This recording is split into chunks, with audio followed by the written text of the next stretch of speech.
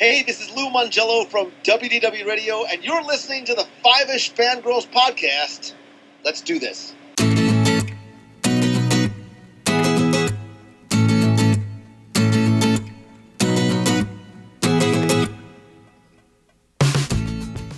The tangents we continue all the way to episode 390 of the Fiveish Fangirls podcast. To all who come to this place of joy, hope, and friendship, welcome. EPCOT is inspired by Walt Disney's creative vision. Here, human achievements are celebrated through imagination, wonders of enterprise, and concepts of a future that promises new and exciting benefits for all. May EPCOT Center entertain, inform, and inspire. And above all, may it instill a new sense of belief and pride in man's ability to shape a world that offers hope to people everywhere.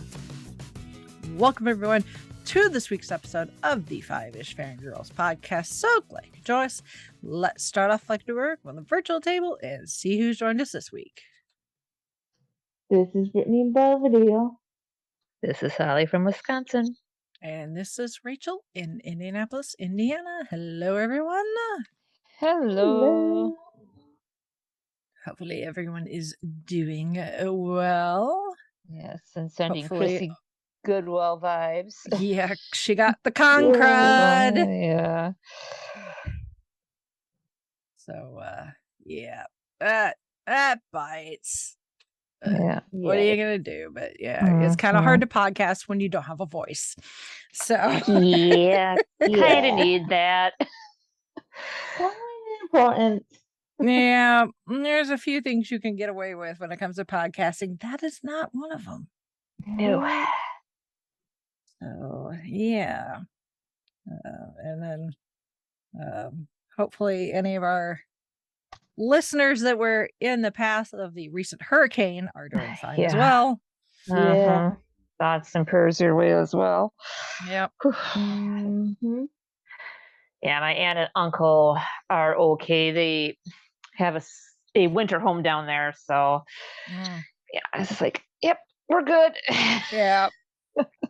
Yeah. I got a decent number of people that live down there, and it seems like everybody got through fairly unscathed. So Yeah, same here. I have a lot of family. Take and that friends as a down win. there. Yes. Yep. So, all right. Well, let's do the news. Not a whole lot. Just a few things. So we now have finally a date for The Crown season 5 coming to Netflix on November 9th. Yep. So that's A exciting. little over a month. I am ready. I'm excited to see Imelda Staunton's portrayal of Her Majesty. So should be interesting. To say the least. Oh, and then Lord knows he knows how to break the internet. Ryan Reynolds, Yeah. apparently didn't want to break D23, or just wanted to make sure that he had everyone's full attention outside of D23. Yeah. Or something like that. Take your pick, maybe a little column A and B. Yeah. A little bit of column C. He's Canadian and therefore just weird. I don't know. But anyway, we have a teaser-ish date for Deadpool 3. So Deadpool 3 right now, write it in pencil, due out right after Labor Day 2024. November or September 6th, if you want to be very specific. But happy early birthday to me. Yeah, but Ryan being the troll that he is, he can't just be like, oh yeah, we're finally got Deadpool 3. It's happening. It's in the works. Oh no. In some form or fashion that we're not going to explain right now, in reality, Hugh Jackman's going to be back as Wolverine. Yeah. Yes. This is going to be an interesting team up. Mhm. Throw a little Professor Xavier in there and make things more interesting. Yeah. I mean, I love the Deadpool movies. They're freaking brilliant. I'm excited for Deadpool to make his official debut in the MCU, or at least his first movie as part of the MCU. I just have the feeling Deadpool is going to show up somewhere before this. Yeah, I'm thinking so. Oh. And, with the multiverse, why not? Right. Why not have Hugh Jackman back as Wolverine one more time? So, but it's I mean, I love the Ryan Reynolds. It's 2 videos at this point, and he's like, I really wanted to make sure that Deadpool's debut in the MCU was true to the character and all these things, and he's wandering around the house thinking and being all deep, and he's got a Deadpool suit on, and at one point he's pouring him a glass of aviation gin, which is his brand, of course. If he's going to be drinking in anything, it's going to be his liquor brand. And then he's like, I got nothing. And like, don't worry, the fanboys will help. But yeah, kind of broke the internet there a little, and then proceeded to follow up with another video like the day after with him and Hugh, quote unquote, explaining how this is going to work to the tune of Wham's "Wake Me Up Before You Go."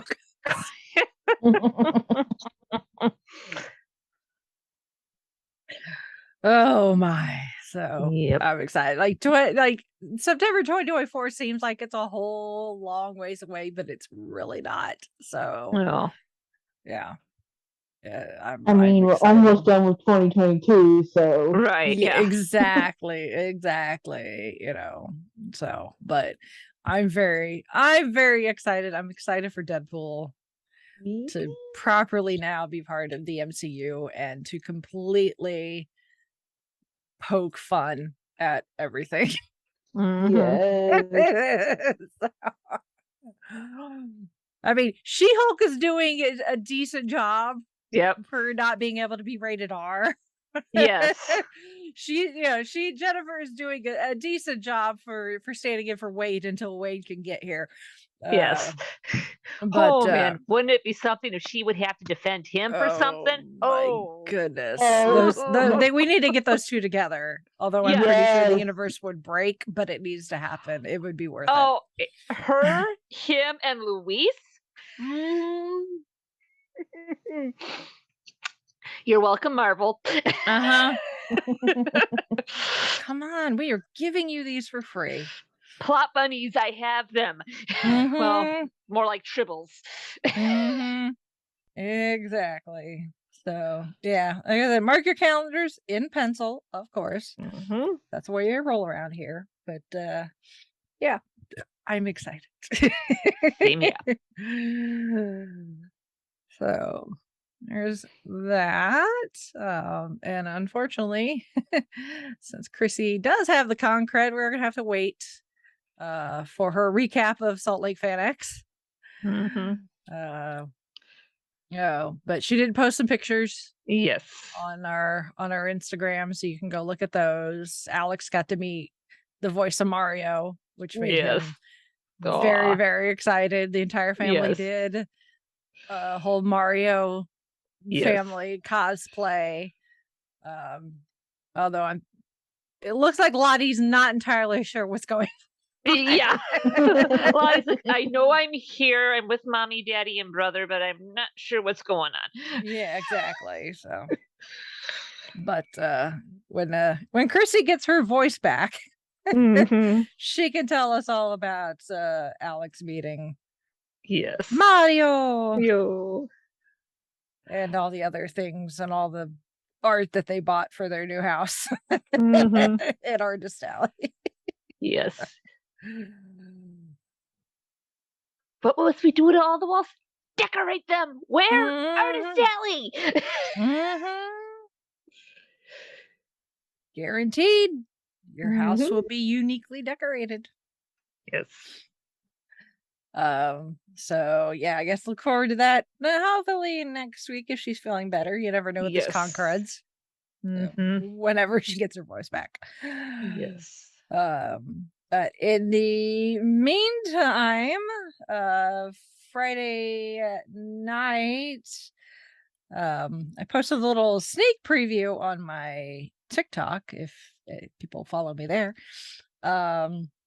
But Chauncey and I had a little date night and we went down to Louisville to once again check out the American HorrorPlex haunted attraction. So once again, I got invited down there for a media preview, which I greatly appreciate. So we got there and got our credentials, and they were super nice. I mean, it's always great when you get discounted and or complimentary admission to things we never expected, but it's always great when somebody offers for us to be able to experience these things. So we did the attraction. Well, first we got something to eat because they did supply us with food and drink tickets as well. So they had a food truck, so we were able to get something to eat, and then our drinks we could either use for whatever beverages, soda or whatever they had at the food truck, or they had a beer garden.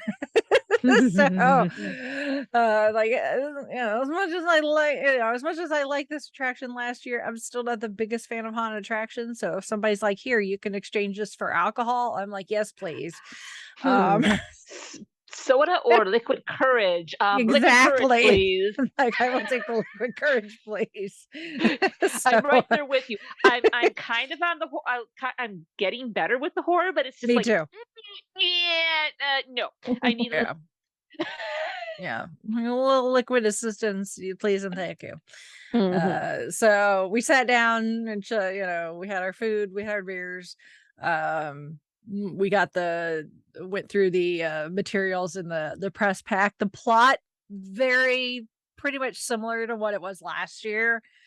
So it's the Breckenhart Institute. This couple that were scientists / doctors back in the day during World War II doing inhumane experiments on people. And this is the remnants, where essentially the experiments and the so kind of quasi the inmates the inmates have taken over the asylum kind of type thing. So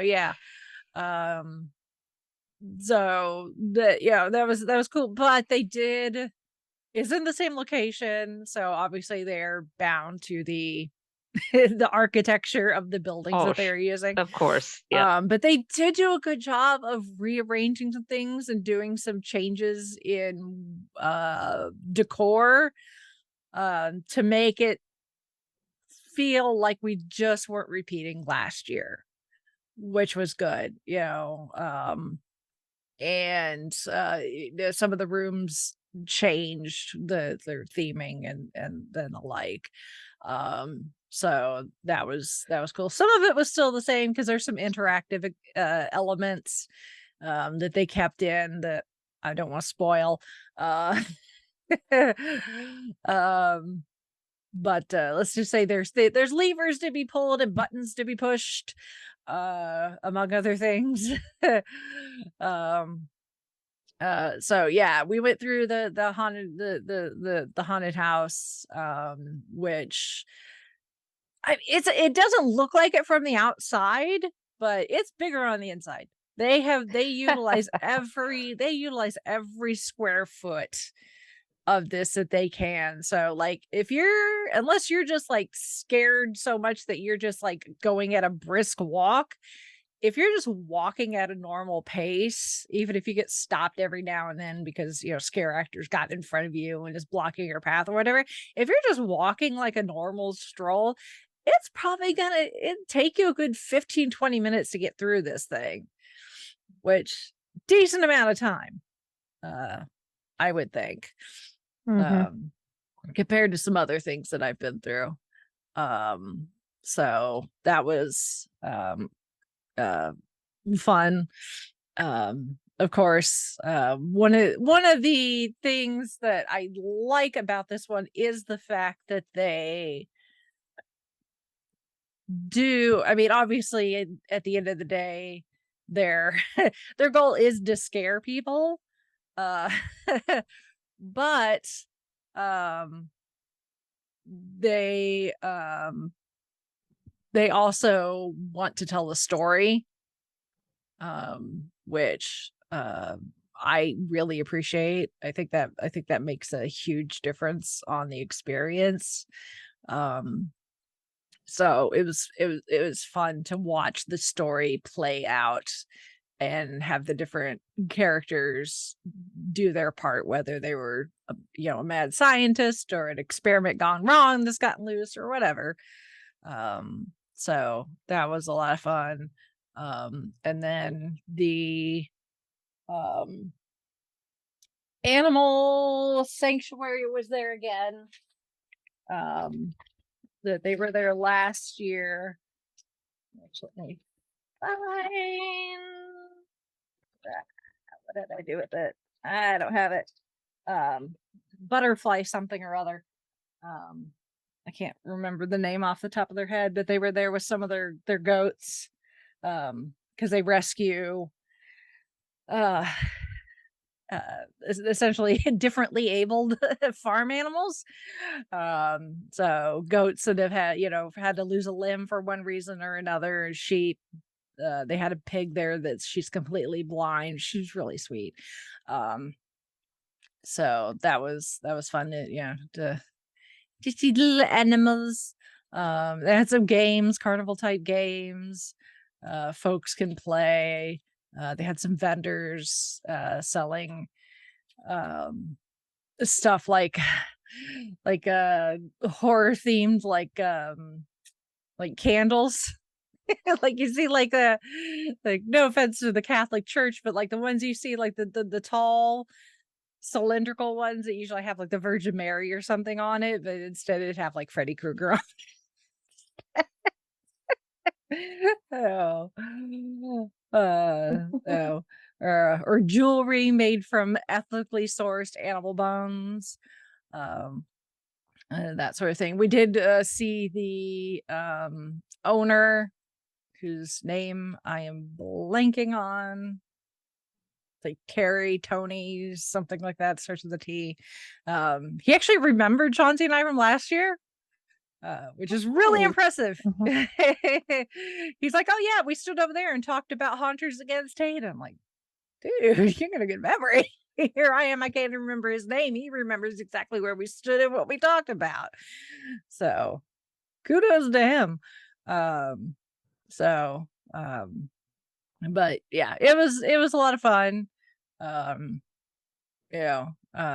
I said, if you aren't the biggest fan of haunted attractions, but maybe want to dip your toe in something beyond something that's maybe geared, I don't necessarily say family friendly. Like here in Indianapolis, we have the Children's Museum, and they do a haunted house every year, and that usually scares me. It's the Children's Museum, so that tells you where my tolerance level normally is. Right, yeah.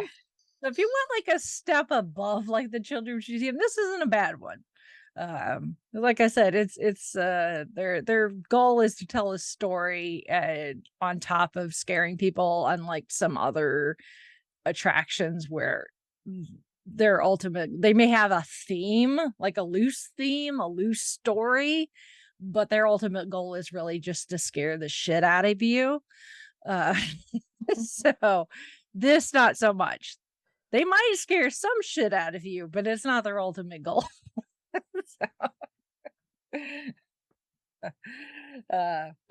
So they're open for the season. So you can go to their Facebook page and check out hours and operating hours and how to get tickets and stuff like that. So, but I do appreciate the invite, and I'm glad that we were able to make it, because I'm like, I got the invite and I'm like, absolutely, RSVP'd, and then we thought we had plans, and I was like, can I move it to a different, can I have a different date, come a different date? And they're like, that's fine. So then I rescheduled, and then our plans changed again, and then our plans changed again, and I'm like, okay, can I change it back? And they're like, that's fine. They're very good people. But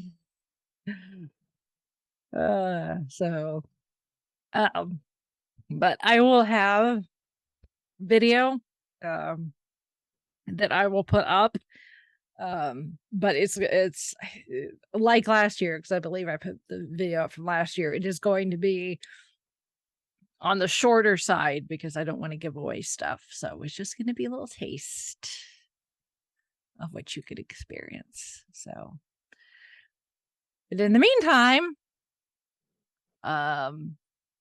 already up on our YouTube channel is now my video from this year's Gen Con. So that is up and available for you to watch, so you can see some of the demos I did and my LARP.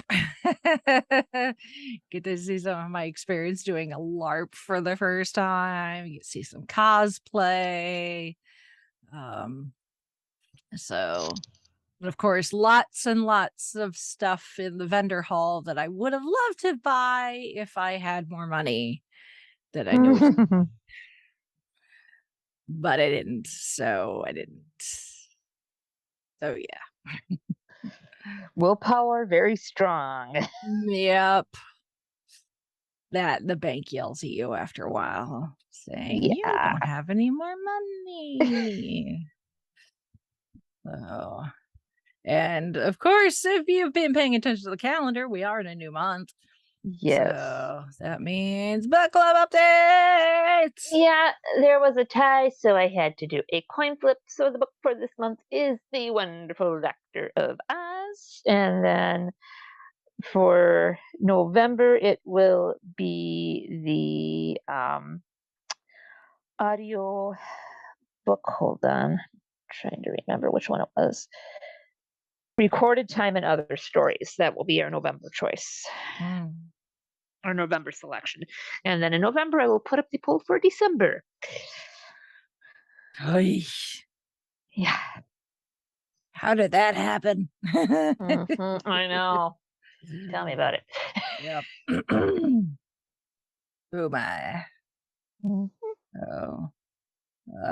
And then also in the feeds, latest episode of Gold Standard, the Oscars podcast, where unfortunately we had to record on a different day of the week than we normally do, which conflicted with Zan's pinball league, so she was not able to join us, unfortunately. But we were joined by someone we know very well on this show, and that is Elena Vanderockba.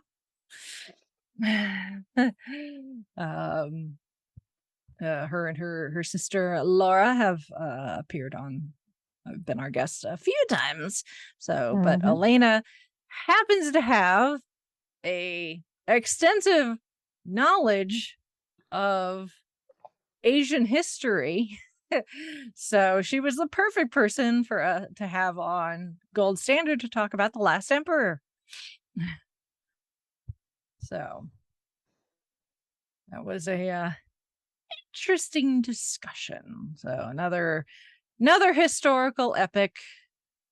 Directors out there, they're like, I want to make a movie. What should I make? How about a historical epic?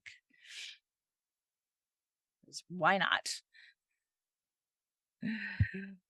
Especially if it's a historical epic with Peter O'Toole. All right, and that is in the feeds wherever you find podcasts. So, all right. Time for feedback. Of course, we got some feedback from Shalane. And she says, I was thinking you girls would probably plan on talking about Enchanted, and I am down. She says, I'm down for one. Yeah.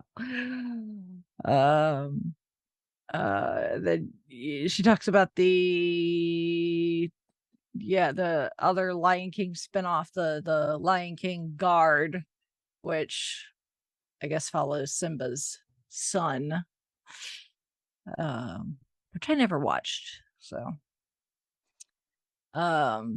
she thinks Gal Gadot is going to make a great evil queen for the live action Snow White. I'm sure she will. So, she was Ariel for Halloween one time, and she's very excited for the new music, and she loves Lin-Manuel Miranda. Everybody loves Lin-Manuel Miranda. So, and she doesn't have a problem with most of the live action remakes, which is perfectly fine. Everyone is, I liked some of them.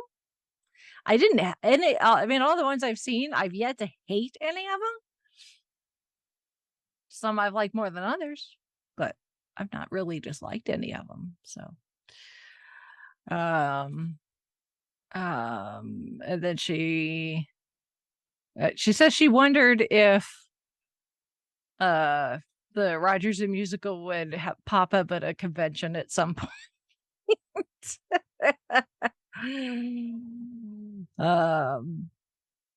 Like D23 makes the most sense. So, so speaking of Lin-Manuel Miranda and that, I had a thought, little tangent here. It was one of those, driving in the car type thoughts. So, what if we have Rogers the Musical and this song Save the City, which is actually what it's called, Save the City, and throughout the MCU we have other MCU related like musicals and plays start appearing. So we have like Rogers the Musical, obviously, which is a play on Hamilton, and I don't know. Do we just start having like musicals pop up? Like there is the MCU equivalent of Andrew Lloyd Webber just starts making Avengers and other hero and villain related type things, and they just they pop up every now and the MCU, whether it's the Disney Plus shows or the films or whatever. And eventually it's just one of those background things, kind of like the news station that pops up every night, not the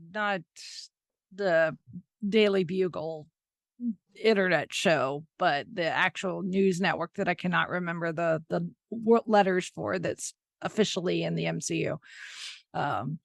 It's one of those little Easter eggs that just pops up every now and then. And eventually enough musicals occur and somebody, Deadpool, Jennifer Walters, I don't know, somebody brings it up that somebody is taking essentially their lives and turning them into art, performance art, and we find out that the MCU has the equivalent of Andrew Lloyd Webber, but they are played by Lin-Manuel Miranda. It's not Lin-Manuel Miranda, but they're played by Lin-Manuel Miranda. I love it. Yeah.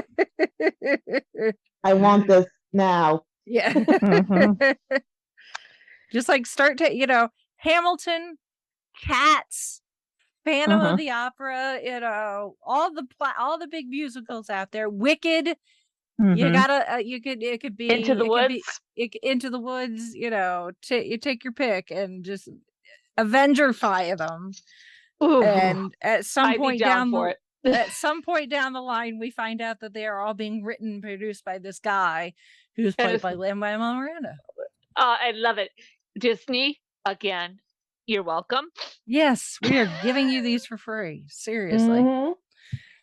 So anyway, that was my little driving in the car, like, Or idea. if somebody does a mashup of this on YouTube, please send us links. Por favor. Yeah, really. Something. But anyway, back to Shalane's feedback. Sorry, Shalane. You mentioned Lin-Manuel Miranda and Rogers the Musical, and I'm like, oh yeah, I had that idea. And then she asked if they have said whether Indiana Jones is going to be the final film. I don't think so. I would not be surprised if it's the final film for Harrison Ford, but then again, he was also supposed to be done with Star Wars ages ago. So I don't know. I guess that depends on what happens with the plot with this particular one. Stay tuned. Yes. Mhm. And she says the Disney 100 celebration logo looks great. Yes, it does. And then she says happy birthday to her because she's getting the Thunderbolts right before her birthday. I mean, at the rate we're going, eventually we're all going to get something Marvel related for our birthday at some year. Yes. I would hope. Most of Yeah. them, because how my birthday lands, because the big summer Marvel movies either at the beginning of May or beginning of July, and my birthday's beginning of June. Mhm. And depending, mine sometimes falls on Labor Day Monday. So Mhm. Mhm. Me, not so much. Middle Right. of February, not necessarily a time for release of big blockbusters, but then again, Deadpool 1 released on Valentine's Day, so yeah. true. Didn't Black Panther? Wasn't Black Panther February too? Yes, yeah, but it's more not than not. Yeah. So, like I said, middle of February, not necessarily the ideal time to release big blockbusters, but things like Black Panther and Deadpool have proven otherwise. So, who knows?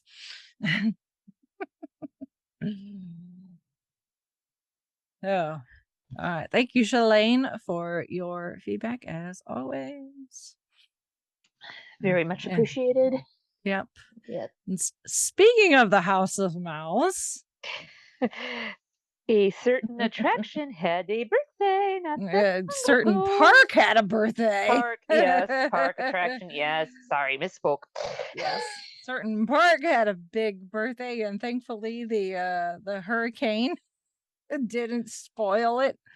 I think it spoiled it just a little because I follow enough people that on TikTok that are Disney fans.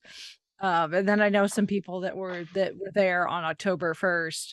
And usually when a park has a big anniversary, they're usually pretty full.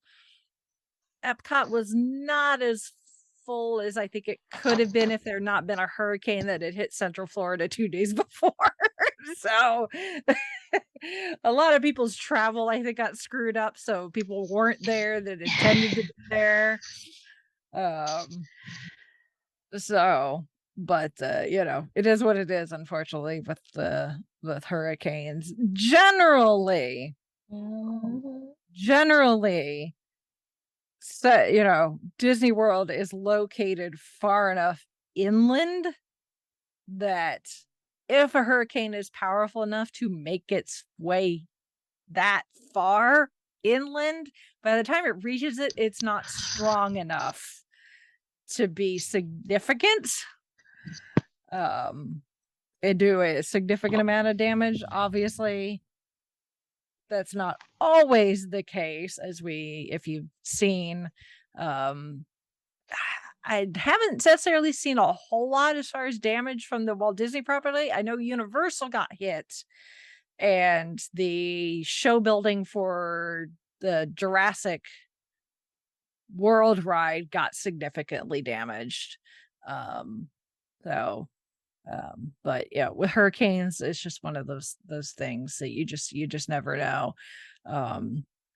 So, but thankfully, things were calm enough by the time that Saturday, October 1st, rolled around that they were able to hold their 40th anniversary celebrations for EPCOT, which is good. So I guess if worse come to worse, they could have just treated it like when EPCOT first opened and just celebrate the park for an entire month. So, but we'll get to that as we talk about the history of EPCOT. So yeah, EPCOT, the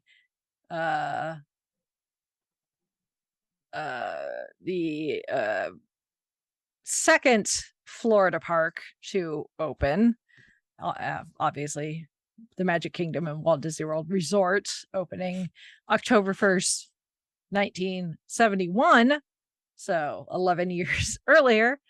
And EPCOT is an acronym for the Experimental Prototype Community of Tomorrow. Unless you're some of my friends who have been cast members, in that case, it's the Experimental Polyester Clothing of Today. I like that. That has a little more of a catchier ring to it. Yeah, and it's very true. Central Florida, polyester. Do the math. Yeah. So the thing with EPCOT is it's the idea of what would eventually become EPCOT before it got that name was something that Walt dreamed about creating all the way back even before Disneyland became a thing. He obviously, we've talked about Walt's history. He grew up in his formative years as a child out in middle of nowhere Missouri. Marceline, as beautiful as it is, and it's a great place, and every Disney fan needs to visit there at least once. It is in the middle of nowhere Missouri. So he essentially grew up in the country until his family moved to Kansas City. And even then, Kansas City in the early 1900s, not the sprawling metropolitan city. I don't even think it's necessarily a sprawling metropolitan area now. I don't know. I haven't been to Kansas City in quite a while. Imagine compared to some other places like New York and Los Angeles, it was still probably fairly rural. So when Walt eventually got to California and founded the Disney Studios with his brother, started creating what is now the Walt Disney Company, obviously getting married, having kids, and living there in essentially Los Angeles. As much as he enjoyed his life and his work and everything, he was a little disenchanted with urban, more big city. He didn't like all the noise. He hated the fact that when the trash truck came through to pick up his trash at the curb, it was loud. When he'd take his daughters to the park for daddy daughter day, he didn't like how people if they went to go throw something in the trash can and they missed, they didn't bother to pick it up. No, he wasn't a huge fan of big city living.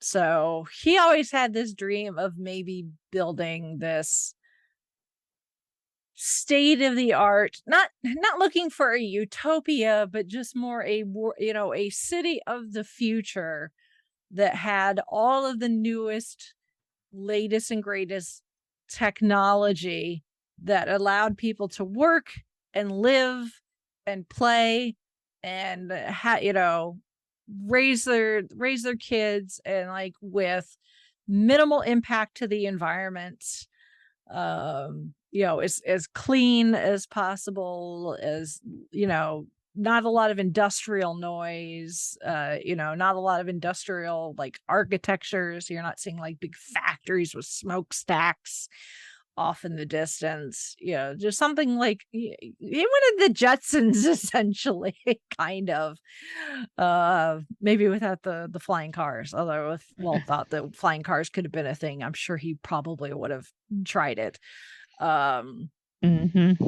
So he always, as much as Walt loved nostalgia, and history, especially American history, he definitely also loved technology. And a lot of the people that Walt worked with recognize that. Marty Sklar, who was with the Disney company for the longest time, unfortunately he's no longer with us. He joined the company in the 50s, and he remembers Walt spending hours and hours and hours talking with different tech companies and reading books on speculative future technology, and traveling all over the globe looking for the latest and greatest in technology. So this was an evolving idea that Walt had. And he started to implement some of it in Disneyland, with things like the monorail. He had gone to Germany and saw their version of a monorail system, and he apparently it looked like a loaf of bread with a slot in the bottom sitting on a stick. Apparently. But Walt saw this while he was in Germany with his wife, saw it, drove to the service yard, jumps out of the car and starts talking to the people working on it, even though they spoke German and he didn't. But managed to get enough information and photographs to be able to bring it back to WDI, and Bob Gurr, who is Imagineer that specialized in transportation. He essentially took what he had and took it to Bob and said, I want you to design a monorail. And that's what he did. So they got the monorail. Bob Gurr also helped create what in Florida we call the TTA. It's these trains of, they kind of look like the seats for, like, if you've ever been to like a fair or carnival, the what do they call it? The bobsled, where it's in a circle and it just goes in a circle and they go fast, but they're able to go up and down like small hills and stuff. But essentially it's just a kind of a just kind of a seat with a lap bar, and that's all about there is to it to hold you in. The TTA is kind of like that, except they're more boxy, and it doesn't go fast, it just goes slow. But to get these short trains of these, I don't know how many are in a train, like I don't know, half a dozen or something. There's so many trains going at a time, and it's in Tomorrowland, at least in the Magic Kingdom, and it goes for a loop. It's a constantly moving, loading and unloading, and it takes you for a loop around Tomorrowland and goes through part of Space Mountain, which is really cool, especially if you happen to go through and the lights are on in Space Mountain. That's really awesome. But at one point it takes you by through this tunnel, and cut into one of the walls of the tunnel is this giant display with like a plexiglass front to it, and it is the model the original model for Epcot. So it's really cool. But unfortunately, the TTA in Disneyland has been closed for a long time, and I know people really, really want it to come back.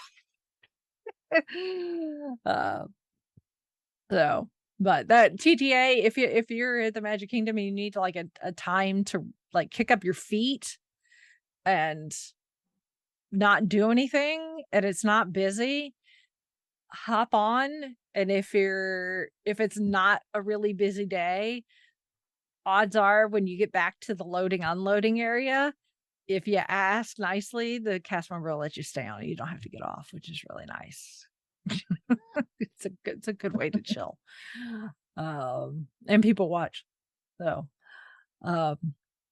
but yeah, so the monorail and things like the TTA, those are some of Bob Gurr's things. And so that's where it kind of started with things like the transportation. And the first monorail opened at Disneyland in 1959. And at that point they were Disney was working with companies like General Electric, who hired Disney to design an exhibit for the 1964 World's Fair. Although they hired Disney to do what they called Progress Land, which would take visitors through the history of electricity, which would run all the way through a near future city. Granted, this is the 1960s, run quietly on eco-friendly GE power. But actually, ideas for things like that, the future cities go before that. At one point, Walt had started working with RCA in the late 50s to possibly build a community of tomorrow in Palm Beach, Florida. But that didn't happen. Because it would have just been way too expensive. So then Disney started working on the World's Fair. So then by then Walt got the idea for Epcot, and because by then they knew they were going to Florida. Yeah, by then it's the mid 1960s. They've eyed this, the big swampland in the middle of Central Florida. We've talked about this, how they created the shell corporations to try buy up as much as possible without price gouging, that sort of thing. Because the one thing that Walt wanted to take advantage of that he did not have at Disneyland was size. So he was like, okay, so we can build a Florida version of Disneyland. And in his mind, the Florida park, the money made from that would help fund this city of tomorrow, this community of tomorrow. Unfortunately, obviously, Walt died in 1966, so that it never really came to fruition, which ended up probably being a good thing. Some of the Imagineers, like Marty Sklar, after the fact were like, yeah, Walt, very much the eternal optimist, and once he had an idea, he was like a dog with a bone and did not want to let it go. But he did not necessarily have the mind to think about the minute little things that actually make things work properly, functionally. And it's like when you started getting down to the nitty-gritty of what it takes to make a city function, it wouldn't have worked. It wouldn't have worked, not with the financials and the way things that were set up.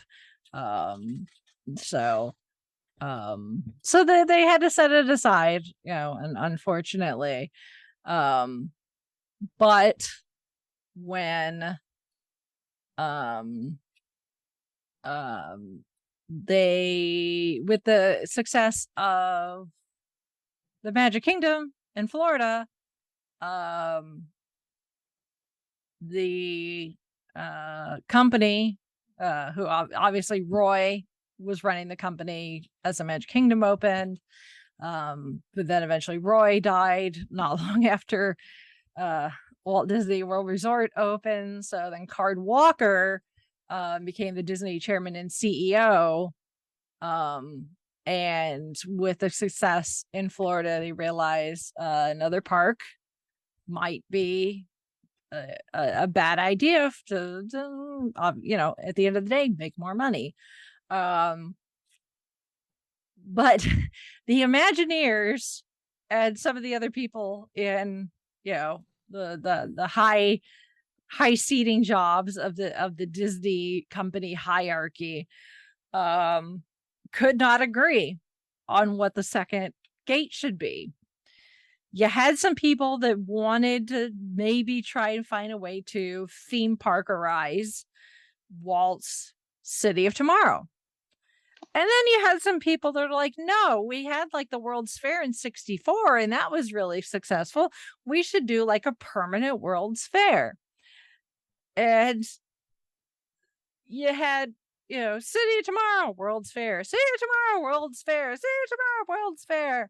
And the City of Tomorrow people are like, they go off and make a model of what they think this should be. And then you got the World's Fair people that are like, they go off and do art and a model of what they think it should be. And then they come back together and then they're like, City of Tomorrow, World's Fair, City of Tomorrow, World's Fair. And I don't remember who it is exactly. But, like I think it's Ortega, the taco shell, where you have the family, the have half the family fighting over a hard shell taco and the other half of the family fighting over soft shell tacos. Mm-hmm. And then you have the little girl. It's like, why not both? This is essentially someone in the company was like, why not both? Took the model for the City of Tomorrow, took the model for the World's Fair, pushed them together. Boom, theme park. This is essentially what happened. And they were like, okay, that's actually a really smart idea. So that's what they did. So if you look at a map of EPCOT, either back then or even now, you will see it is two distinct areas. You have Future World, which encompasses a lot of the technology World of Tomorrow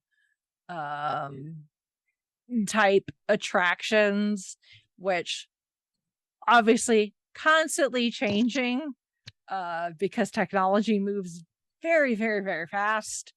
So they've had to be creative when it comes to, it's not just technology, but just education.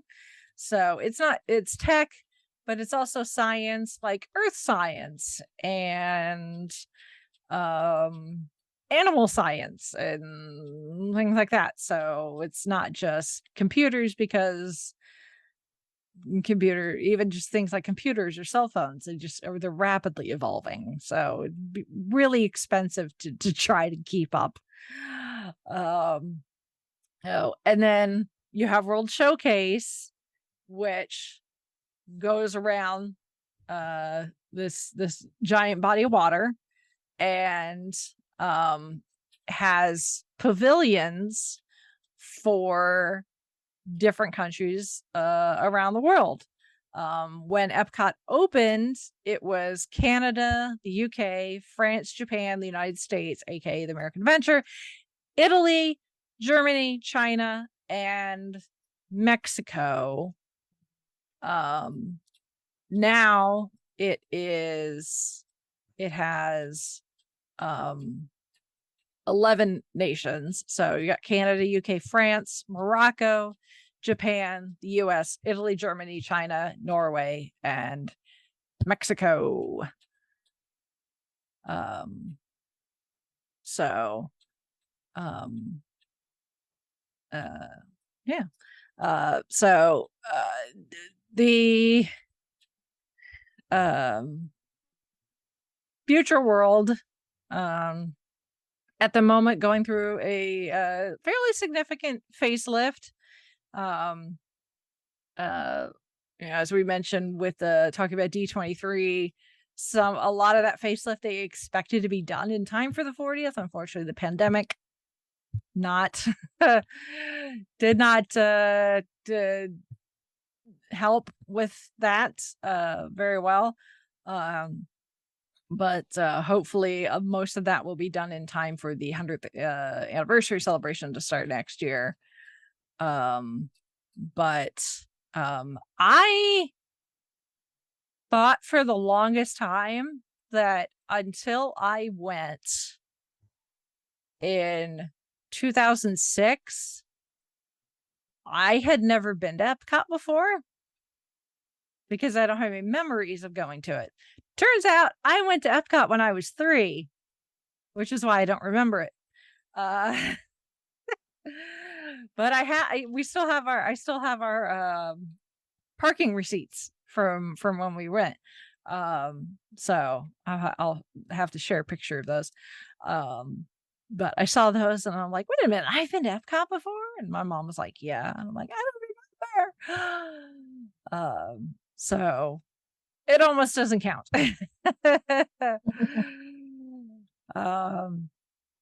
But yeah, so a lot of the stuff that if I experienced it there when it was open at the time, I don't remember, and my mom doesn't remember either. Because this would have been 1987-ish. So yeah, EPCOT would have been 4 or 5 years old at most. So probably hadn't really changed a whole lot from its opening layout. Because I don't remember, I'm not gonna necessarily touch on the attractions that no longer exist. Obviously Spaceship Earth, the giant, a lot of people call it a golf ball. It is not a golf ball, it is a geodesic sphere. For all you architecture nerds and math nerds out there, Spaceship Earth is the weenie for EPCOT, kind of like the castle is the symbol for the Magic Kingdom part. It is Spaceship Earth. It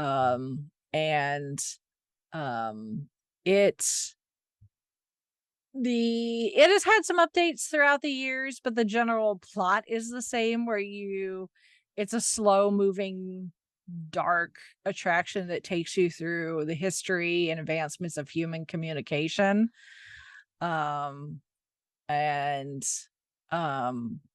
It is it's had different narrators throughout the years. The very first narration was done by Victor Perrin, who was a radio, film, and television actor. Apparently, if you ever watched the original Outer Limits in the 60s, he was the control voice.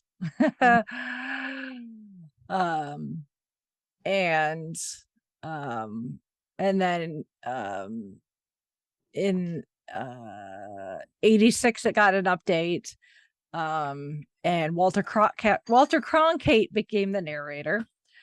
And then in 94 it got another update, and now the narrator was Jeremy Irons. So if you rode Spaceship Earth in the middle 90s, it was voiced by Scar. And then it went through another update again in the late 2000s, and it was Judi Dench, and it has been Judi Dench ever since. And it's supposed to be getting another update, and I have no idea if Judi Dench is going away or not, because the update has not happened because of the pandemic. But I love Spaceship Earth. It has one of my absolute favorite animatronics in it. Then when it's talking about the history of human communication, so it shows like early cavemen drawing on cave walls, and then it gets to the invention of paper, and you get like the like monks and stuff that start like copying copies of the Bible and stuff by hand. And there's this room full of monks hard at work, except for one. There is a monk slumped over his table, fast asleep and snoring. And I don't know why, but I love this animatronic so much. This sleeping monk. I don't know, it's like, it reminds me of times when I was in college and I would go to the library and I'm supposed to be working, and I would just be so exhausted. I just kind of have to, lay my head down on the table for a while and, catch 20 winks before I can go back to the study. Like, I feel for you, buddy. Yeah. The 10-minute nap turns into about a 2.5 hour. Like, yeah. Yeah. But I needed it. Yeah. Yeah. So, or if you ever want to trigger a Disney fan in a good way, not in a bad way, but if you ever get a reaction out of a Disney fan, walk up to them and go, have you read, ask them if they've ever been on Spaceship Earth. Odds are they will say yes. Like, okay. Rome burning. Just say to them, Rome burning. Odds are you're going to get a reaction out of them, and they will smell what it is you're talking about. Mm-hmm. All you got to do is talk about the smell of Rome burning, and most Disney fans will know what you're talking about. So there are even candles out there that are Disney themed that are called that. So of course, all of us book nerds are like, no, the burning of the Library of Alexandria, as a bibliophile is a bit sad, but once you've smelled Rome burning, it's like,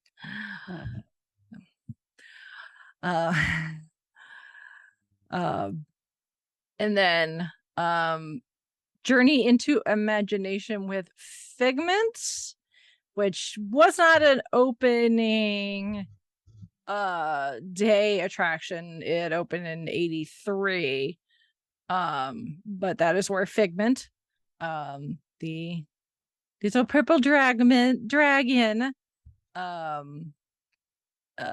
comes from, who's getting ready to come back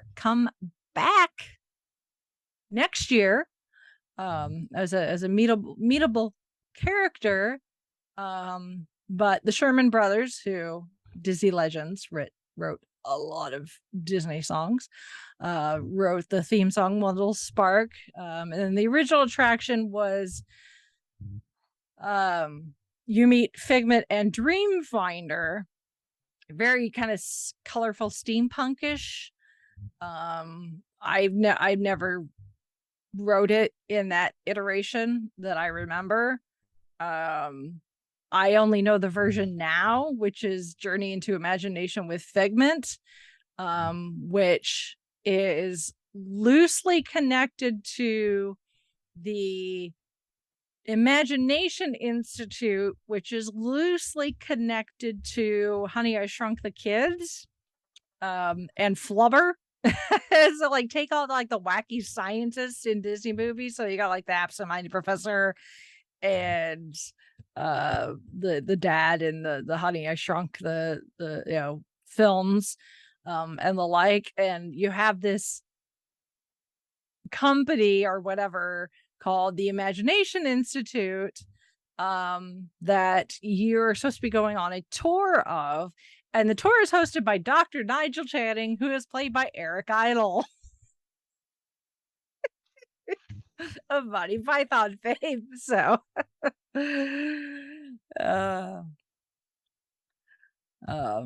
but so that's the version I know. But there's all sorts of references to all sorts of Disney type things, like like I said, the Absent-Minded Professor, Honey, I Shrunk the Kids, the computer wore tennis shoes. So and then Club Cool, which is sponsored by Coca-Cola, has a collection of fountains where you can get different samples of various Coke branded soft drinks from around the world. Ask someone if they've ever had a Beverly and see what kind of reaction you get. And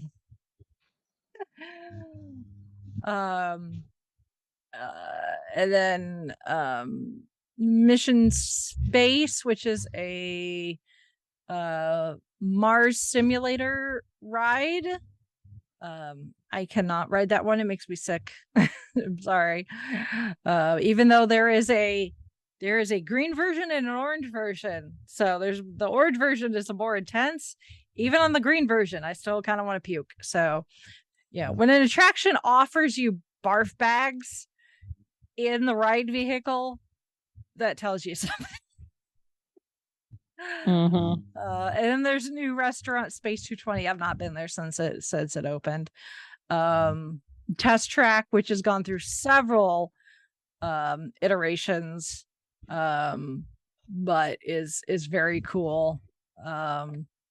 Currently sponsored by Chevrolet. And Guardians of the Galaxy Cosmic Rewind is now where Universe of Energy used to be. And I have not been on since that opened yet, although I've watched several on-ride videos of people riding it. It looks really, really, really good. I love they're finally getting MCU related stuff in Florida. But it looks so cool. I'm really excited to ride it at some point in the future. And then you have the Seas, which is where the attraction Finding Nemo is, which uses it's a very similar ride vehicle to the Haunted Mansion, except they look like giant shells instead of doom buggies. They're clam shells. You have Turtle Talk with Crush, which is an interactive Crush show. I watched those on like Instagram and YouTube, and that's so good. Yeah. And then that's where the Coral Reef restaurant is located, which I've not eaten at because I'm not a huge fan of seafood. But you can go there and see some of the fish and the sharks, among other aquatic animals that they have on exhibit there. You have Living with the Land, which is a boat tour which takes you through actually it's not just EPCOT's, but the Walt Disney Resorts some of their greenhouses and hydroponics labs where they grow a number of fruits and vegetables along with ethically breeding fish, several different types of fish, and lobster and shrimp, and all of that food gets served in the restaurants and the parks and at the resort. So they literally grow and serve their own food on on the spot in some places. So that's a lot of fun. And then Soarin', which used to be just Soarin' over California. Now it's Soarin' around the world, which is very, very, very cool. And then that is where Journey of Water, which is the Moana theme attraction, is going to go, is near there. Excuse me. And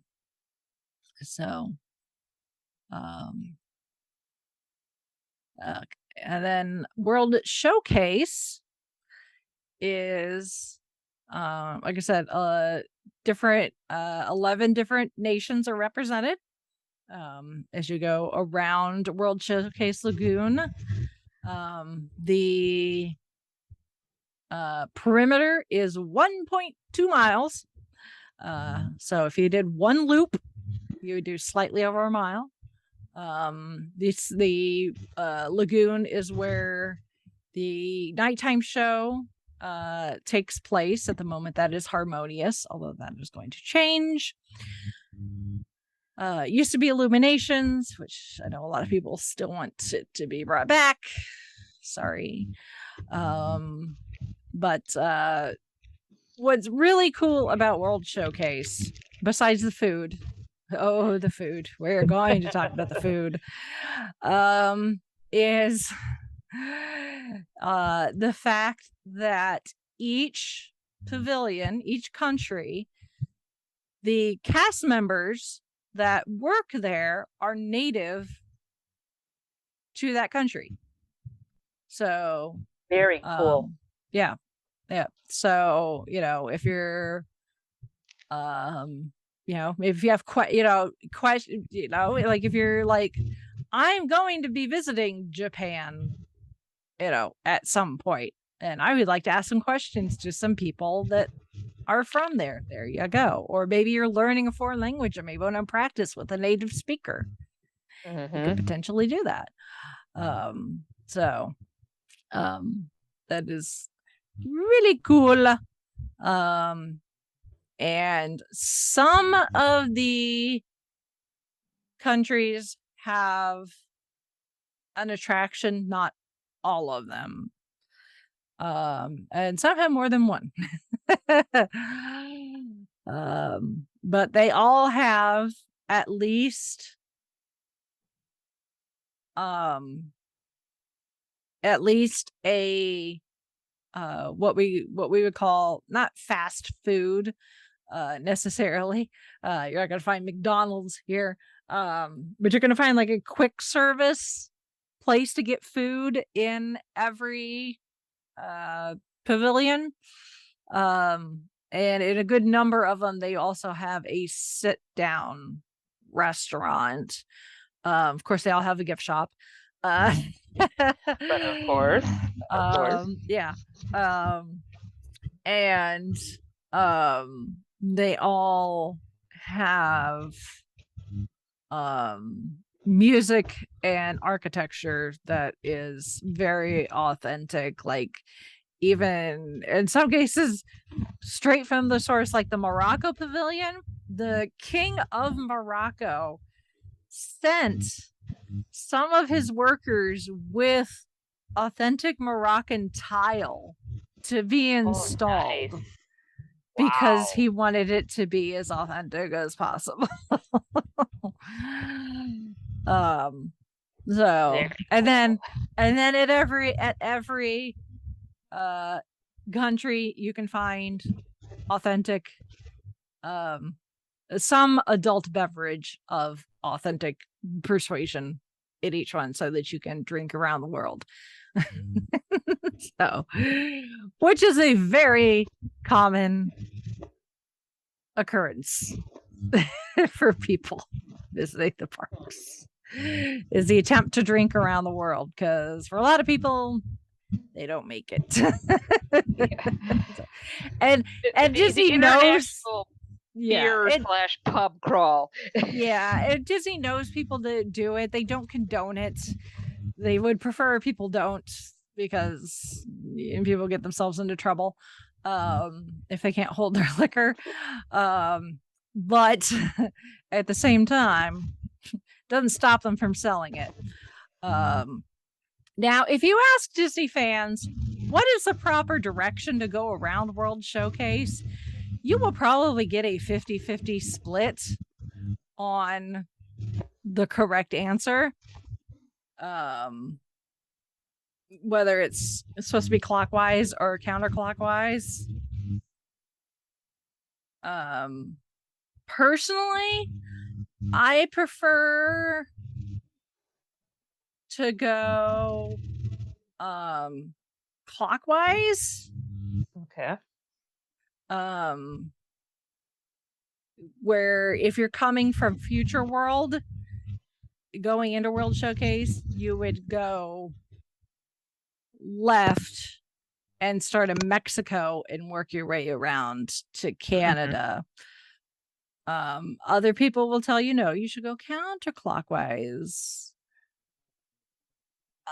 Depending on when you go and how busy it is, it sometimes doesn't matter. But I am partial to going clockwise myself, but it also depends on where we're going. If we have a dinner, a reservation at one of the restaurants or something. But that's just me. So Mexico has a quick service. I'm saying take all of I said. This is based on my memory from the last time I went, which was in 2017. Things may have changed since then. Right. Your mileage may vary. Yeah, your mileage may vary. So I guess I could pull up a current map, I guess, if I really wanted to. Excuse me. Yeah, so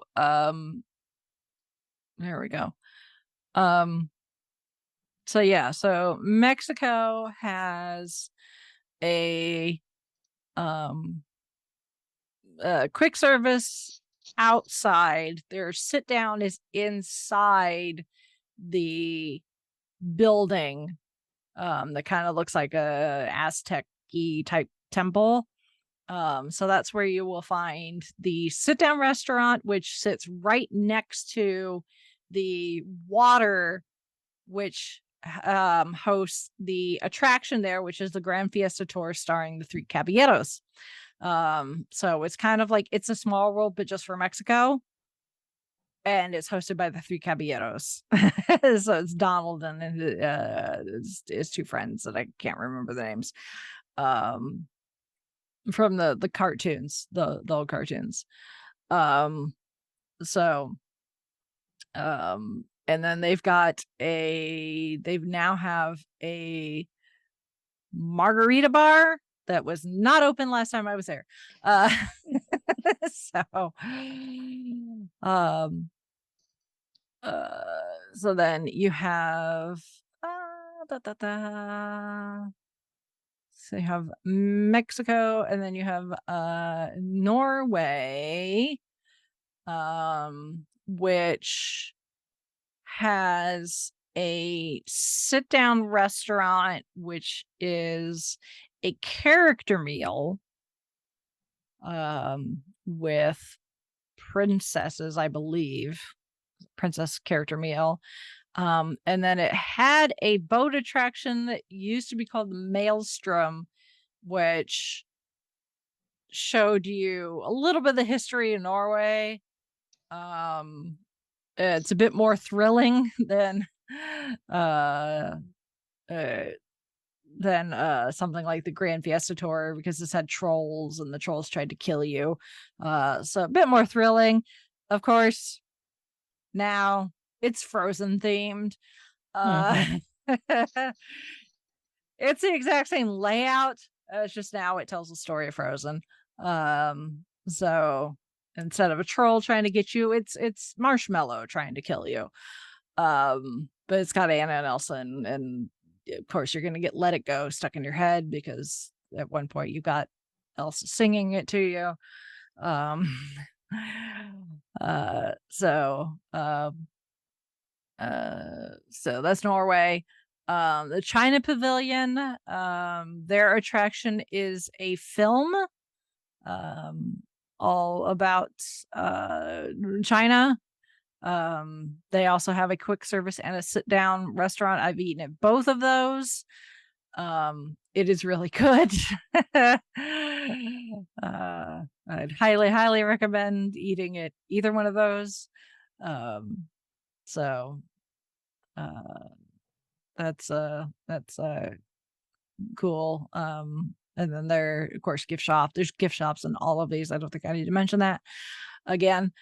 Germany, one of Chauncey and I's favorite restaurants in all of Walt Disney World, the Beer Garden.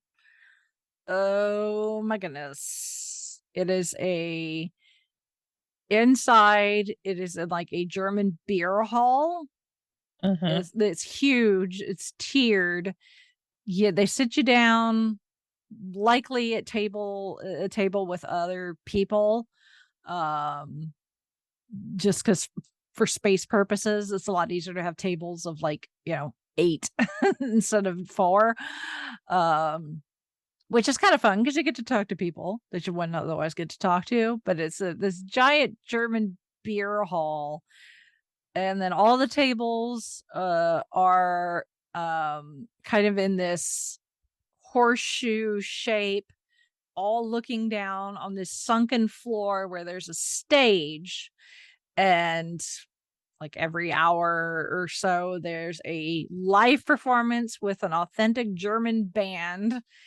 So, tuba, accordion, you name it, your typical oompa type Bavarian music.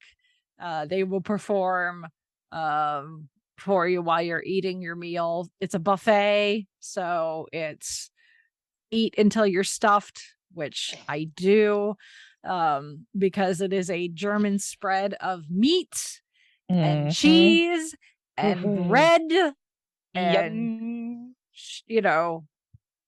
desserts. Like I can eat my weight in pretzel rolls and German meats and cheeses. They have a cheese soup there. It's a beer cheese soup. Oh my god! Yum. I could drink my weight in that just by itself. And being half German heritage, I'm right there with you. Yeah, and of course they've got German beer and wine available for purchase. If you don't want, your soda or coffee that would come with it normally. And I think last time we ate there, Chauncey's beer was a liter size. Wowza. He was feeling really good the rest of the day. So they give it to him in a nice big stein? Yep. Yeah. So we've eaten at the Beer Garden, I think, more than we've eaten anywhere else on Disney property. Because it is not surprised. Good. After that rundown, I'd be eating there pretty much all the time myself. Oh god. So they do have a quick service where you can get a bratwurst and like a German pretzel. But like if you want the full spread, you have to do the Beer Garden. But you make sure you go hungry. So maybe skip breakfast that day. Skip everything. But don't let yourself get dehydrated. Right. Then Germany does not really have anything in the way of attractions, actually. Now that I think about it, I think unless you count if you want to stay out in the square outside and wait for the cuckoo clock the little characters come out of the cuckoo clock, do a little dance. But basically the Beer Garden is the main attraction. Pretty much, yeah. Yeah. If you don't have a reservation for the Beer Garden, sorry, you're just not going to get entertained. You can still get beer outside of it though, so and then Italy, where's Nick when I need him? Yep. Oh my goodness.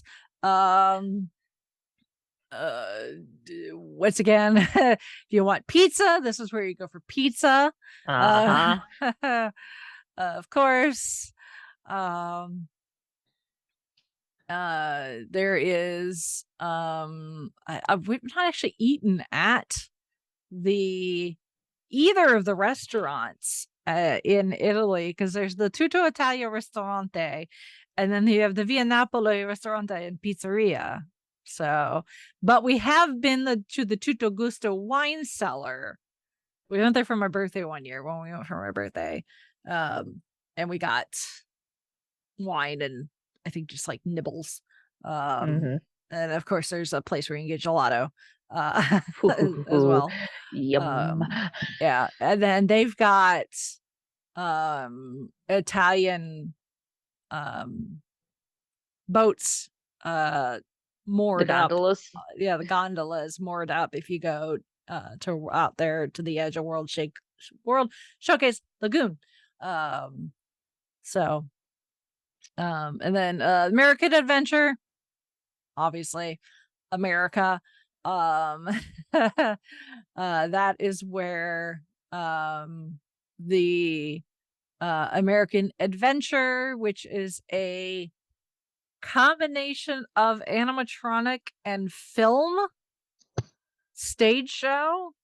It tells the history of America narrated by Mark Twain and Benjamin Franklin.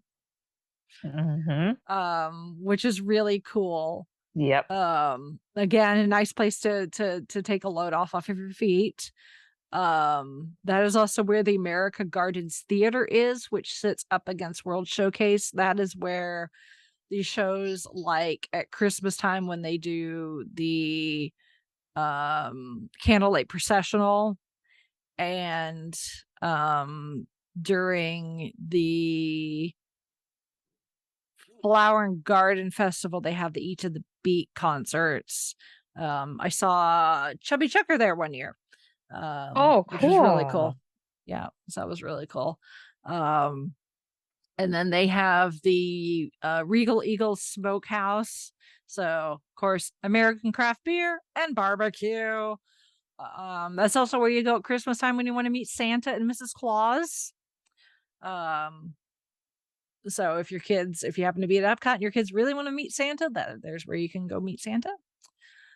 And then in Japan, they have a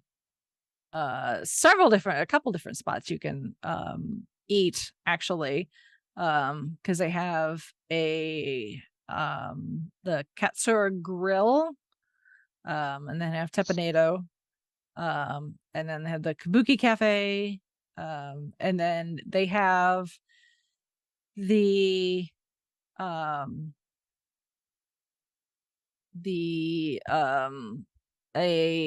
Japanese like not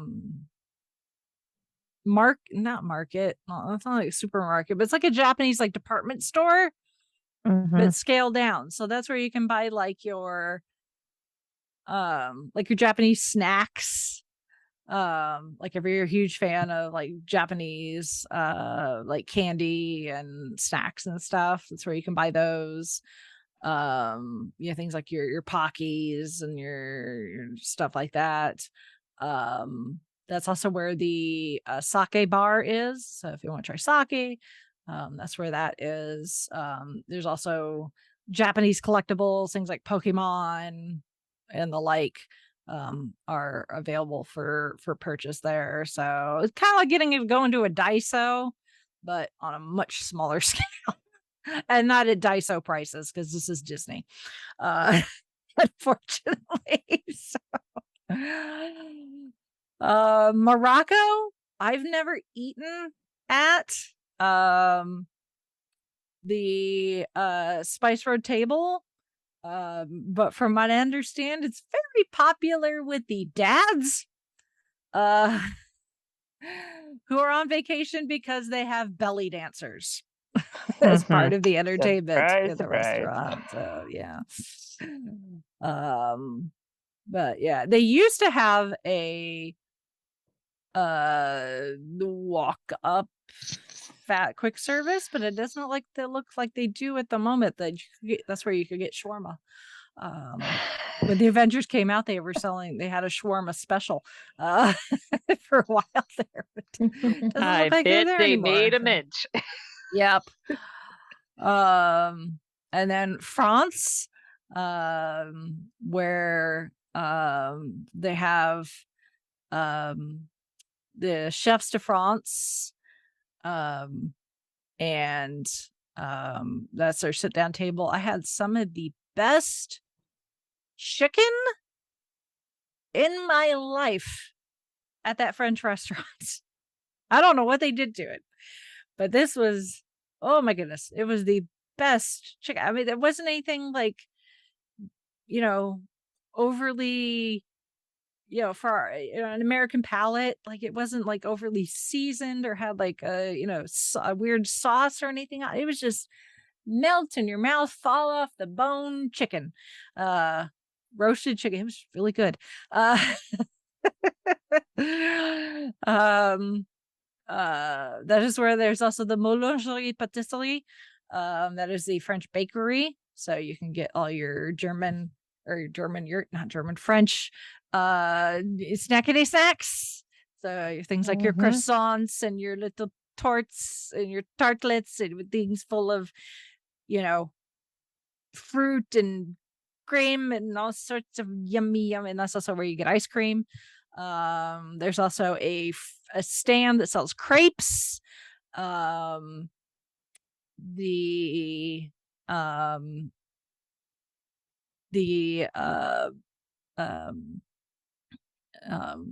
also I think they've opened up a wine bar, I think, since I was last there, so I look forward to trying that out. And then that is where they have the Impressions de France. So that is a film that shows the French countryside, makes it look very beautiful, makes you want to hop on a plane. That is also where you can meet Belle and the Beast. And that is where Remy's Ratatouille Adventure, which is a new 3D attraction that is a copy of the one in Disneyland Paris, but I've not been on that yet, so I can't speak for it. But I do like France. Just load me up with a glass of wine and a bunch of French pastries. I am happy as a cat in a sunbeam. The UK, not a whole lot in the way of not really anything in the way of attractions yet. There's supposed to be a Mary Poppins attraction supposed to be going in there eventually. Because of the pandemic, that's been put on hold. Hopefully that happens eventually, though. But that is where you find the Yorkshire County Fish shop. So if you want fish and chips, there you go. And then the Rose and Crown, which is a traditional English pub. So if you want a nice, if you want to sit down with a beer, especially if you want to do something that's distinctly English, like a black and tan or something, they will hook you up. And that's where you're going to get things like shepherd's pie and Scotch eggs. Not healthy at all, but oh my goodness, stick to your ribs good. Really, really good. And then they've got a little stage area tucked away. You have to go into the pavilion. And then there's a little rose garden. And they did have a band that would do, they were like a cover band, and they would do like the Beatles and the Stones, pick a English rock band and they would, perform their songs. I don't know if they still do that or not. And then of course the gift shop, you can find a lot of English football team gear. They also find British band type stuff, the Beatles, the Rolling Stones. That is where I got my first ever Doctor Who t-shirt. Nice. I was about to ask, did they happen Nice. to carry any Doctor Who They merch? do. At least I did last time I was nice. there. So yes, they did carry Doctor Who last time I was there. So yeah, Good to know the House of Mouse loves that time traveling blue box. So Ooh, now that would be a nice little interesting crossover to see with yeah. Donald, Chauncey, Goofy, Chauncey and I had some wedding Manny the pictures. TARDIS. Yeah, Chauncey and I had wedding pictures taken around World Showcase, and there is one of me in a red phone booth. I think I remember seeing that in your feeds. I wouldn't have known anything at the time because I was not a Doctor Who fan when I got married. I didn't know what Doctor Who was. So, but yeah, now it's like they need to have a little something Doctor Who related in there. Besides just gear. A little TARDIS with a hidden Mickey somewhere. And no, we're not talking Rose's Mickey. Yeah. Yes. Yeah. And then last but certainly not least, Canada, where they have Le Cellier Steakhouse, where Chauncey and I had our first meal as husband and wife. Cool. We got married at Disney World at the Boardwalk Resort, which is right nearby. And then we were getting together with the family later that evening, but we had we separated from the family so we could have time together. And then they could go and just chill and swim or whatever back at their hotel. So we had a reservation at Le Cellier. And we had the buttons, that said just married, which you see a lot of people with those because a lot of people honeymoon at Disney World. So, you'd be like just married, and it's not that unusual. So we get there and we check in for our reservation. Of course, we got the buttons, and the people are like, "Oh, great, congratulations! How long have you been married?" And we're like, "About an hour and a half." They're like, "What?" Yeah, we just got married. Like, less than 2 hours ago, right over there. They're like, "And you're here?" Yeah. I want steak. Give me steak. We're hungry. Yes. It's like, I have been up since 5 a.m. this morning for hair and makeup. All I've had this morning is a little bit of breakfast and then some wedding cake. Give me steak. The bride is getting hangry. Exactly. Exactly. So yeah. So Le Cellier, great for steak. They also have the beer cheese soup. Ooh, yum.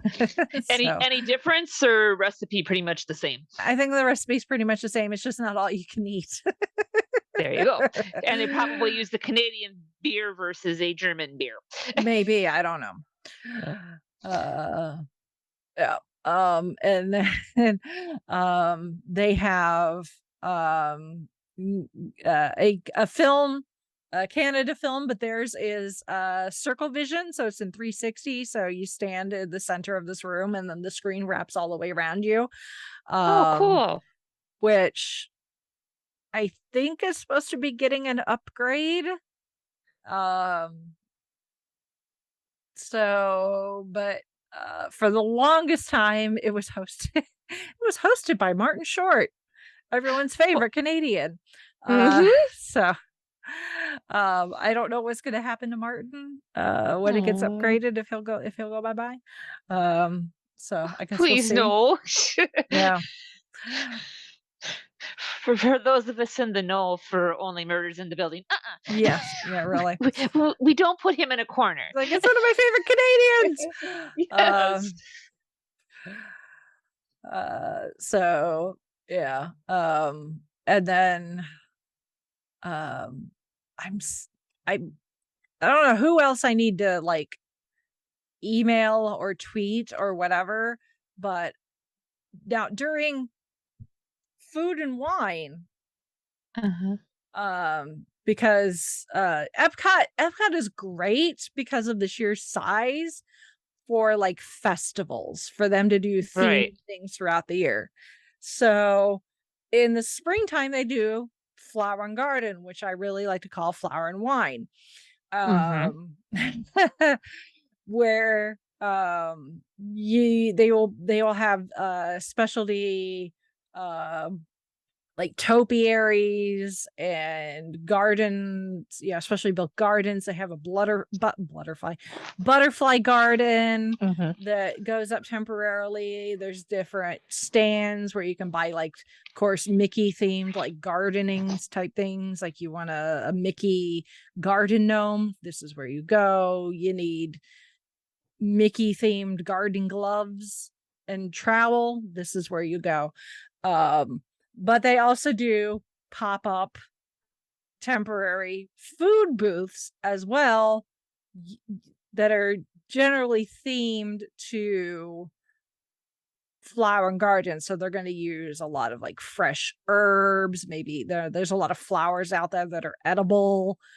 So a lot of they tend to be kind of tapas type serving sizes. So, anytime I know somebody that's going to Disney World, and it happens to be either during, especially during Food and Wine, but during one of these festivals, like, don't bother making a sit-down meal reservation for Epcot. Just work your way around World Showcase for all the little booths. You will find something to eat, and you will fill up.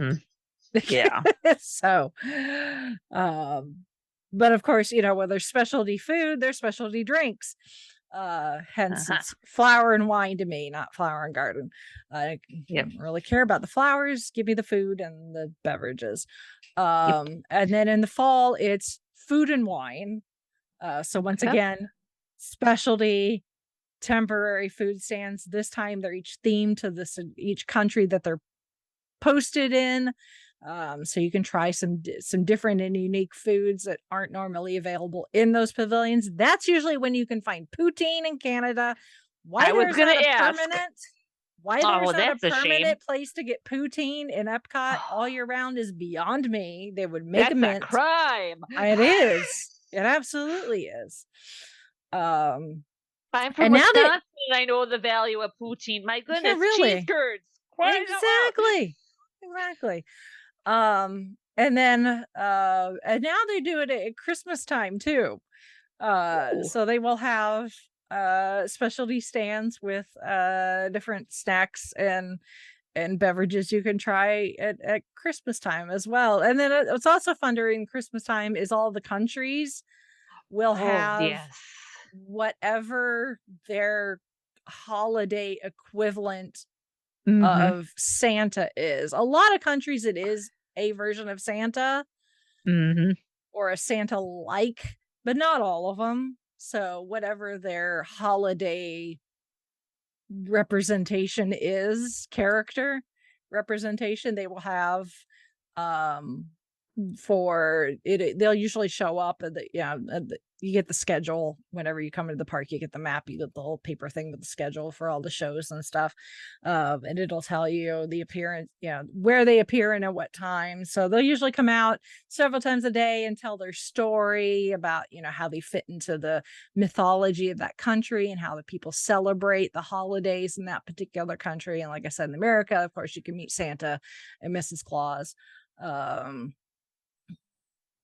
If you want to go the American traditional route. So yeah, that's Epcot is just, especially World Case, is really, really cool for, it's cool just by itself, but if you go during one of those times of years, it's just kind of extra awesome. And I'm getting hungry again. My tummy is slightly rumbling. Quick, somebody run to France and ship me stuff, please. We're going to be turning into Winnie the Pooh's here. I was like, I need a croissant and a glass of vino quickly. Or some beignets. Yeah, really.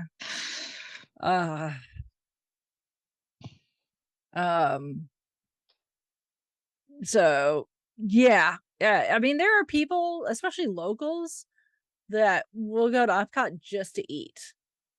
Which, if I was local, I would too. Yeah, honestly, no kidding. Yeah, I got an annual pass. I don't need to pay to get in. I don't need to pay to park.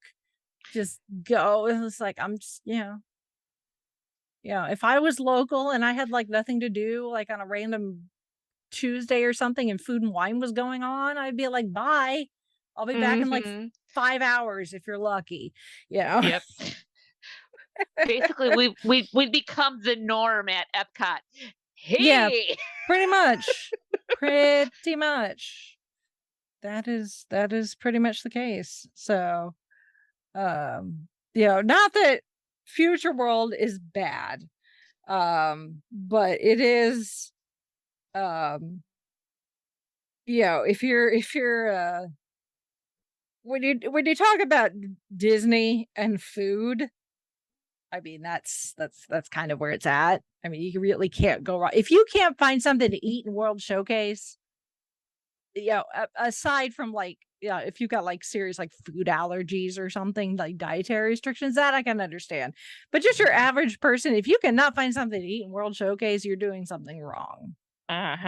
Even if you're just like a meat and potatoes type of person, like I normally am, even I will get adventurous when working my way around World Showcase. I will try anything once to say, yes, I have tried it. Chauncey had escargot once. Yeah. Ooh, nice. Yeah. So I said, you go right on ahead, honey. I'm going to be drinking this Grand Marnier slushy. Thank you very much. Because I can remember the first time I had calamari. They were deep fried. They looked like onion rings. I actually thought they were onion rings. I was like, no, that was calamari. Like, wow, they taste like onion rings, without the onion flavor. And they're just like, that's how you know you've had good calamari. It doesn't taste like a rubber band. Yeah.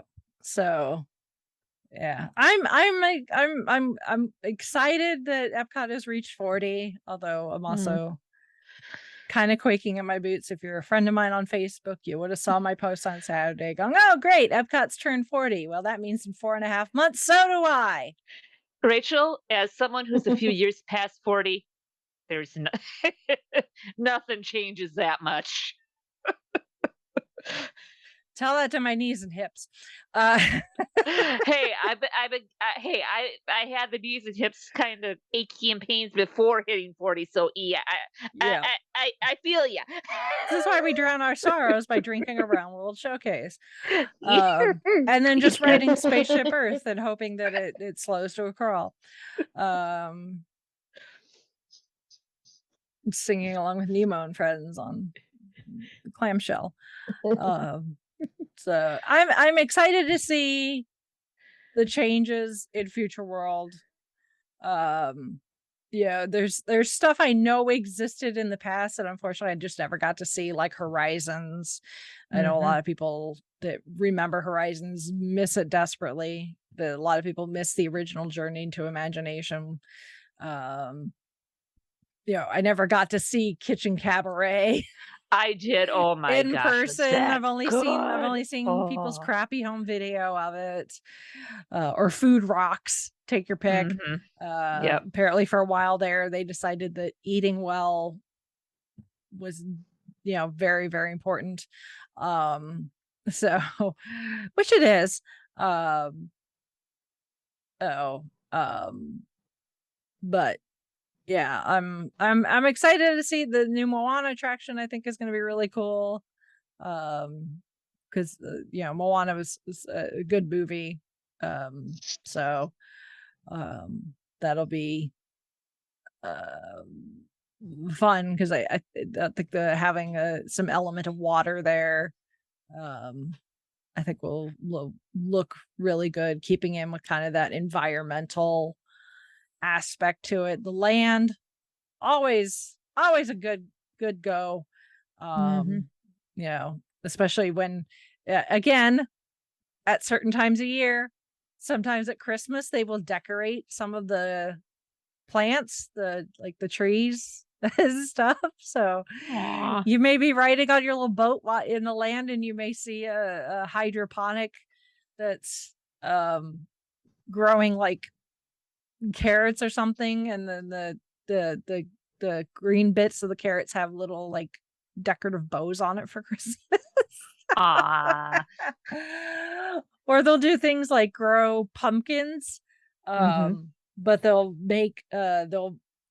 plant the pumpkin, and then when it starts to grow, they put it in a Mickey shaped like plexiglass container so that it grows to the shape of the container. So then you end up with a Mickey shaped pumpkin.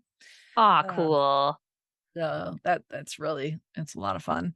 I really look forward to writing Guardians of the Galaxy eventually. Whenever I get back there, because like I said, I've seen video and it looks just really, really cool. And I'm just excited to finally getting some Marvel stuff in Florida.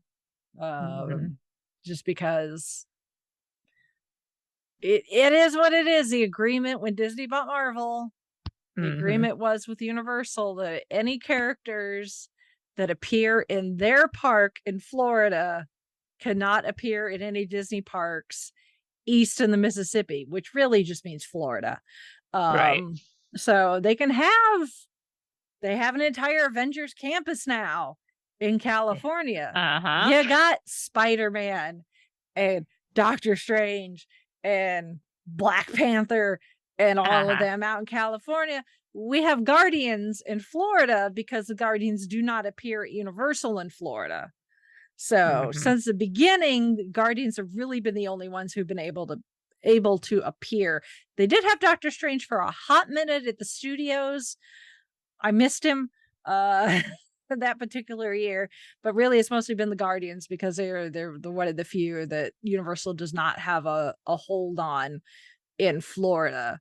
So that's really why we have the Guardians, and that's it at the moment. So, but hopefully this is a sign of more Things to to come. Yes. So, but I will take it at the moment. So, and then of course, eating my way around World Showcase again, and drinking, possibly. If you pace yourself, your food to liquid ratio, depending on how much of a lightweight you are, you may be fine.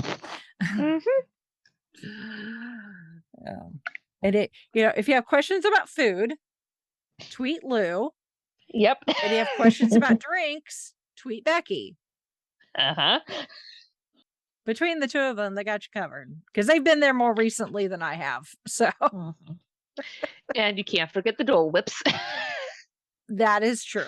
That is very, very true. I do like me a Dole Whip. But they have Grand Marnier slushies in France. True. I mean, if you want something cold. Exactly. And you're of the age to have an adult beverage. That is true. So, well, and apparently I saw on TikTok, in the ice cream shop in France, you can get an ice cream martini. Ooh. Yum. Dear Bob Chapek, please send us to. If we share the portions between us, then we'll be able to cover more ground. It's like I wonder what James Bond would make make of that ice cream martini. Lou can be our designated filmer. Yes. We'll invite Becky. Should be a grand old time.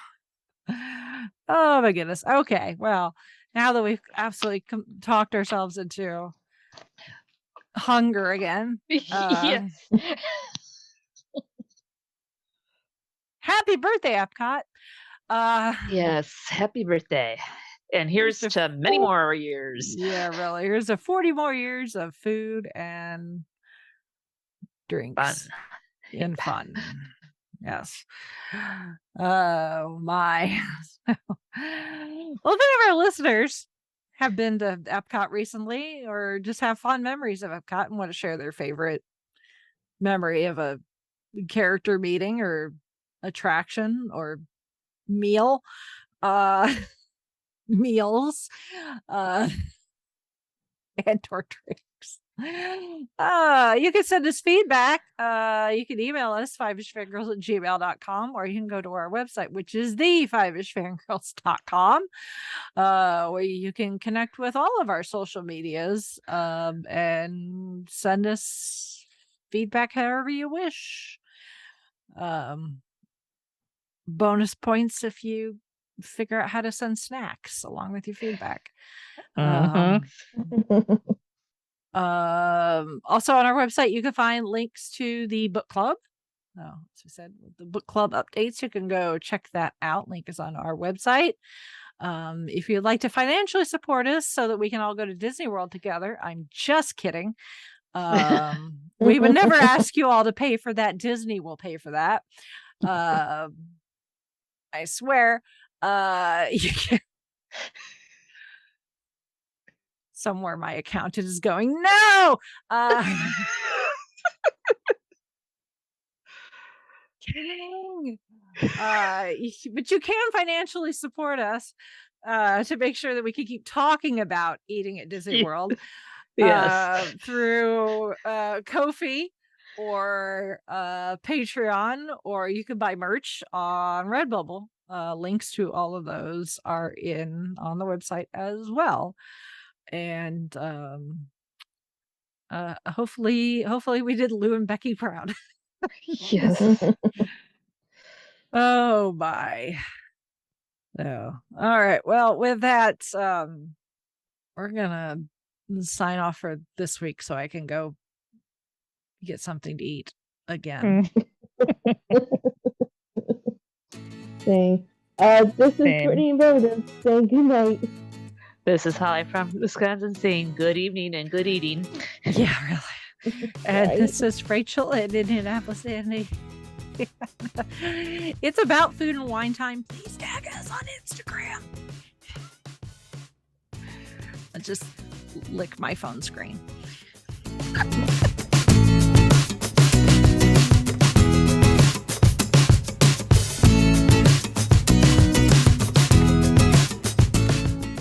You have been listening to the Fiveish Fangirls podcast. You can find more episodes and information at thefivishfangirls.com. Any and all books, movies, games, and any other forms of media mentioned are owned and operated by the respective copyright holders. No copyright infringement is intended or implied. If you wish to support the show, the easiest way is to leave us a rating and review. More ratings and reviews will make it easier for others to find the show. If you wish to support us monetarily, you can do so at patreon.com/Fiveish Fangirls Podcast. All money goes towards fees and equipment to keep the show going. For official Fiveish Fangirls merchandise, visit redbubble.com/people/Fiveish Fangirls. We love hearing from our listeners and encourage feedback. You can email us at fivishfangirls@gmail.com. You can also like and follow us on Facebook at facebook.com/Fiveish Fangirls. Thank you so much for listening, and may the squee be with you.